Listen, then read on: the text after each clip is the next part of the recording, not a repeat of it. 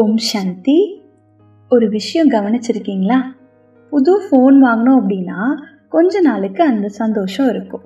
ஒரு new job போகிறோம், இல்லை நியூ சேலரி கிடைக்குது, இல்லை நியூ கார் வாங்குகிறோம், நியூ வீடு வாங்குகிறோம், அந்த நேரத்தில் ரொம்ப ஹாப்பியாக இருக்கும்.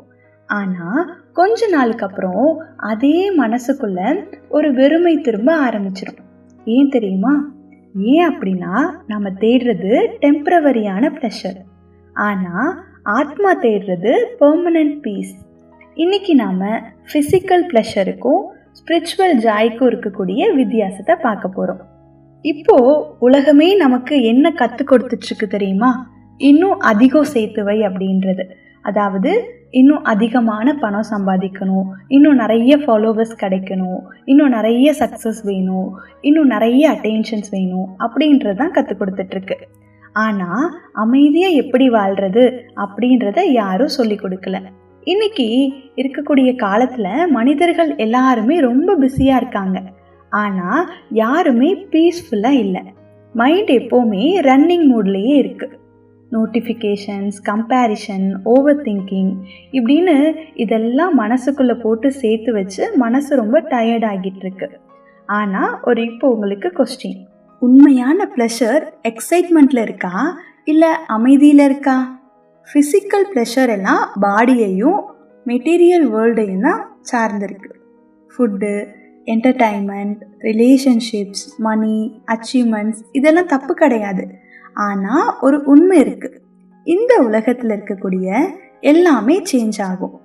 பீப்புள் சேஞ்ச் ஆவாங்க, சிச்சுவேஷன்ஸ் சேஞ்ச் ஆகும், டெக்னாலஜி சேஞ்ச் ஆகிட்டு இருக்கு, பாடி கூட சேஞ்ச் ஆகுது. அப்படி இருக்கிறப்போ டெம்ப்ரவரி விஷயத்தினால பெர்மனண்ட் ஹாப்பினஸ் எப்படி நம்ம உருவாக்க முடியும்? அதனால தான் பல சக்ஸஸ்ஃபுல் பீப்புள்ஸ் கூட உள்ளுக்குள்ளே எம்டியாக ஃபீல் பண்ணுறாங்க. வெளியில் சக்ஸஸ் பண்ணியிருக்கலாம், ஆனால் உள்ள அந்த எம்டி ஃபீல் இருக்குது. ஏன் தெரியுமா? எக்ஸ்டர்னல் சக்ஸஸ் வாழ்க்கையை டெக்கரேட் பண்ணும், ஆனால் சோலை திருப்திப்படுத்தாது. இப்போது மனிதர்களுக்கு ஃபிசிக்கல் டயர்ட்னஸை விட மென்டல் டயர்ட்னஸ் ரொம்ப அதிகமாக இருக்குது. ஏன் அப்படின்னா மைண்டுக்கு ரெஸ்ட்டு கிடைக்கவே இல்லை. ஒவ்வொரு நோட்டிஃபிகேஷனும் மைண்டை ரியாக்ட் பண்ண ட்ரெயின் பண்ணுது. ஒவ்வொரு கம்பேரிஷனும் செல்ஃப் ஒர்த்தை குறைக்க ட்ரை பண்ணுது. அப்படியே என்ன ஆகுது அப்படின்னா கொஞ்சம் கொஞ்சமாக நம்ம அட்டென்ஷன் முழுவதும் வெளியில் போகிறதுக்கு ஸ்டார்ட் ஆகிடுது. அதனால தான் அழகான வாழ்க்கை இருந்தாலும் அமைதி இல்லாமல் போயிடுது. ஓவர் திங்கிங் இப்போது ஹாப்பினஸ்க்கு திருடக்கூடிய பிக்கஸ்ட் தீஃபாக ஆகியிருக்கு.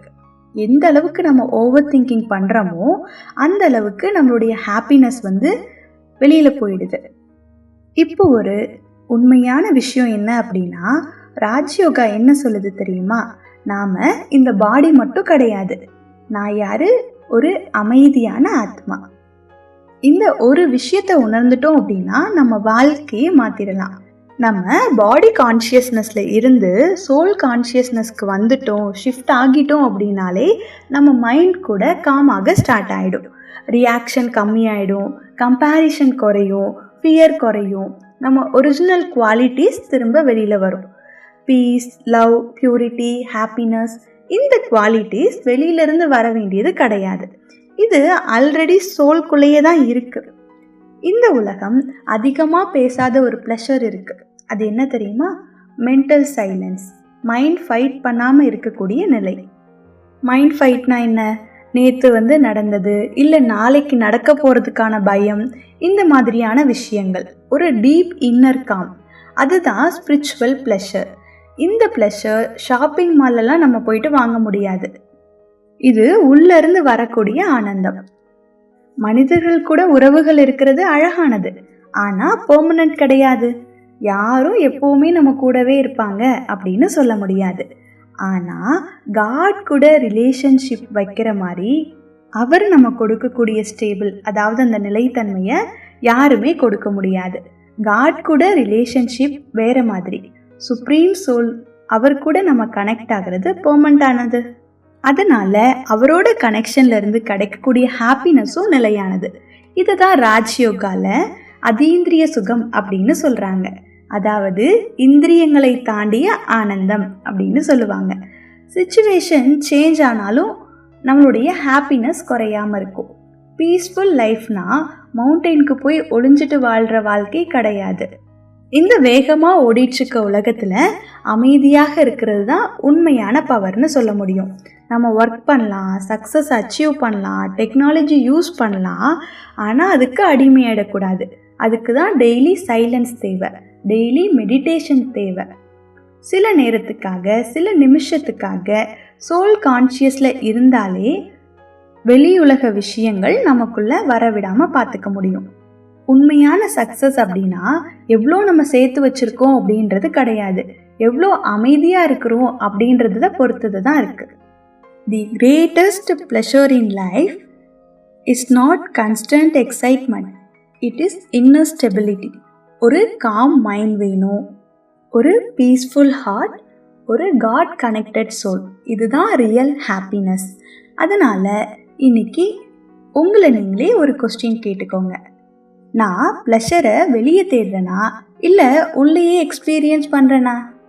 ஒரு நாள் நீங்கள் உங்களுடைய ஸ்டில்னஸினுடைய ப்ளஷரை எக்ஸ்பீரியன்ஸ் பண்ணிட்டீங்க அப்படின்னா இந்த உலகம் என்னதான் மாறினாலும் உங்களுடைய இன்னர் பீஸை மாற்ற முடியாது. இந்த வீடியோ உங்கள் மனசை டச் பண்ணியிருந்தா இன்னைக்கு ஒரு நிமிஷம் அமைதியில் உட்காருங்க. மெதுவாக நினச்சிக்கோங்க, நான் ஒரு அமைதியான ஆத்மா. உண்மையான ஆனந்தம் உள்ளுக்குள்ளேயே தான் இருக்குது. தேங்க்யூ. ஓம் சாந்தி.